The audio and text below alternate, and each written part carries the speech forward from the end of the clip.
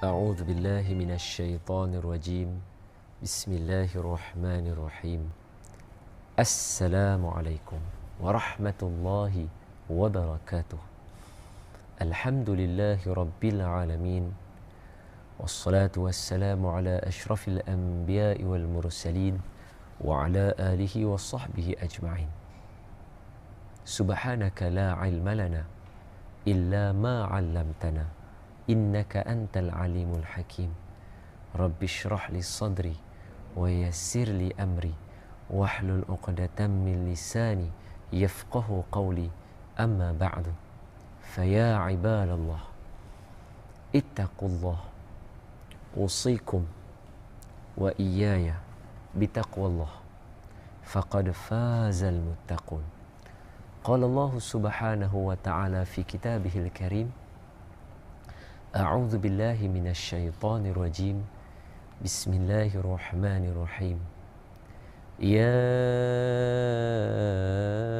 أيها الذين آمنوا اتقوا الله حق تقاته ولا تموتن إلا وأنتم مسلمون صدق الله العظيم. Hai orang yang beriman, janganlah bertakwalah kamu kepada Allah dengan sebenar-benar takwa, dan janganlah kamu mati melainkan kamu mati sebagai seorang Islam.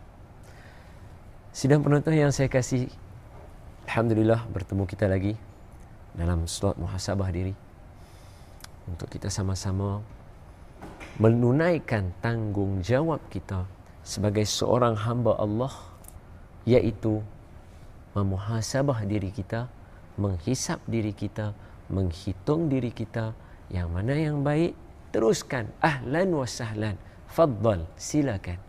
Yang mana yang tidak, kita kurang dan berhenti. Insya-Allah Allah sentiasa memayungi kita dengan rahmat dan kasih sayangnya. Sidang penonton yang saya kasih sekalian, suatu hari biasa Nabi bertanya kepada seorang sahabat Nabi. Nabi tanya, Ubay, tahukah kamu ayat yang paling agung di dalam Al-Quran? Dalam Al-Quran ada satu ayat yang paling agung. Maka Ubay jawab, Allahu la ilaha illa huwal hayyul qayyum. Sidang penonton yang saya kasih sekalian, hadis itu panjang. Saya nak sentuh situ dulu. Firman Allah, Allahu la ilaha illa huwal hayyul qayyum la ta'khudhuhu sinatun wa la nawm lahu ma fis samawati wa ma fil ard man dhal ladhi yashfa'u 'indahu illa bi'idhnihi يعلم ما بين أيديهم وما خلفهم ولا يحيطون بشيء من علمه إلا بما شاء وسع كرسيه السماوات والأرض ولا يؤوده حفظهما وهو العلي العظيم. Sadaqallahul azim. Ada orang baca juga ayat ni, tetapi tak jadi-jadi pun. Rasa takut lagi-lagi jadi ada, rasa gerun lagi-lagi dia ada, tapi baca ayat kursi. Sedangkan Nabi kata, ya Ubay, ayat apa yang dalam Al-Quran yang paling agung? Dan banyak hadis Nabi cerita tentang ayat Allahu la ilaha illa huwal hayyul qayyum, ayat kursi ini yang menggambarkan keagungan firman Allah ini.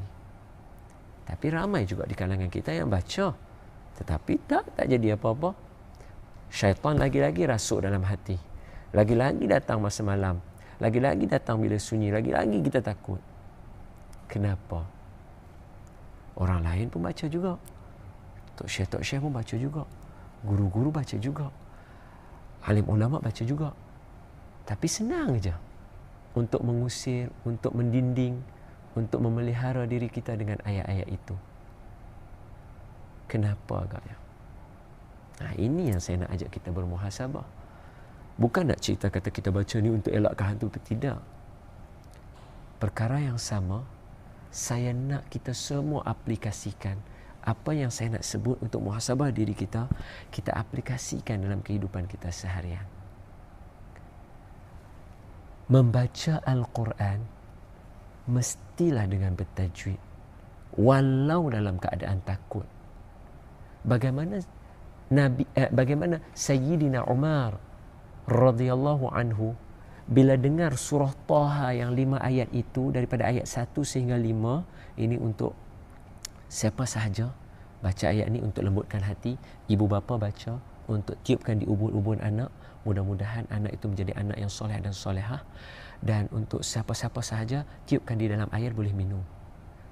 Macam mana Sayyidina Umar dengar sahaja ayat itu, rebah dia, jatuh, menangis. Tapi kita baca, kita tiup ke anak, anak lagi jadi jahat. Pasangan kita lagi jahat. Hati tak pernah baik. Sebab Al-Quran tak akan jadi kalau tidak dibaca dengan tajwid. Dan Al-Quran tidak boleh dipelajari sendiri-sendiri. Mesti kena ada guru.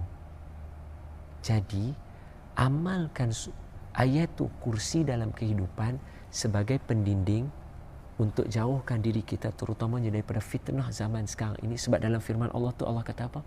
Allah tidak pernah tidur dan tidak pernah mengantuk. Dan bukan kata mengantuk, bunga-bunga nak mengantuk tu, starting nak mengantuk tu pun Allah tidak ada. Jadi Allah yang tidak tidur dan tidak leka itu sentiasa memantau kita dan memelihara kita. Dengan syarat muhasabah diri kita, baca Al-Quran mesti bertajwid, baru terpelihara. Baru terpelihara. Wahai Abu Munzir, yakni Ubay bin Ka'ab, apakah ayat yang paling agung di dalam kitabullah, yakni Al-Quran? Berkata Ubay, Allah dan Rasulnya lebih mengetahui. Maka Nabi SAW pun mengulang-ulang pertanyaan tersebut. Dan kemudian Ubay berkata, ayatul kursi, yakni Allahu la ilaha illa huwal hayyul qayyum.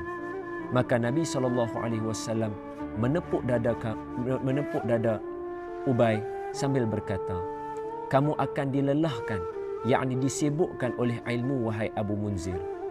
Demi zat yang jiwaku berada di dalam tangannya, sesungguhnya ayat kursi itu mempunyai 1 lidah dan 2 bibir yang sentiasa menyucikan Al-Malik, yakni Allah Subhanahu wa Ta'ala, di sisi tiang Arash. Hadis riwayat Imam Muslim. Sidang penonton yang saya kasihi sekalian, sebelum kita baca doa, mudah-mudahan ayat Quran yang kita baca menjadi pendinding bagi diri kita. Saya sebut satu. Nabi sebut tadi dalam dalam hadis yang kita baca, ayat kursi ini ada lidah dan juga ada bibir berzikir. Dia makhluk yang Allah cipta. Jadi setiap ayat Quran adalah makhluk yang Allah cipta yang ada penjaganya. Kunci rahsia tidak akan terbuka kalau kita tidak memenuhi anak kunci yang betul untuk buka. Anak kunci yang betul mesti baca dengan tajwid. Mesti baca dengan tajwid. A'udzubillahi minasyaitonirrajim. Bismillahirrahmanirrahim. Allahumma syrah bil Qur'anil azim sudurana wa yassir bihi umurana wa 'azzim bihi ujurana wa wassi' bihi arzaqana wa nawwir bihi qulubana wa quburana wa qubur abaina ya rabbal alamin. Allahumma faqihna fid din wa 'allimna ta'wil wahdina siratal mustaqim walhamdulillahi rabbil alamin. Saya sentiasa mendoakan sidang penonton akan sentiasa diterangkan hati untuk membaca Al-Quran dan mudah untuk mempelajari ilmu tajwid. Selamat beramal, selamat membaca Al-Quran, muhasabah diri kita. Assalamualaikum warahmatullahi wabarakatuh.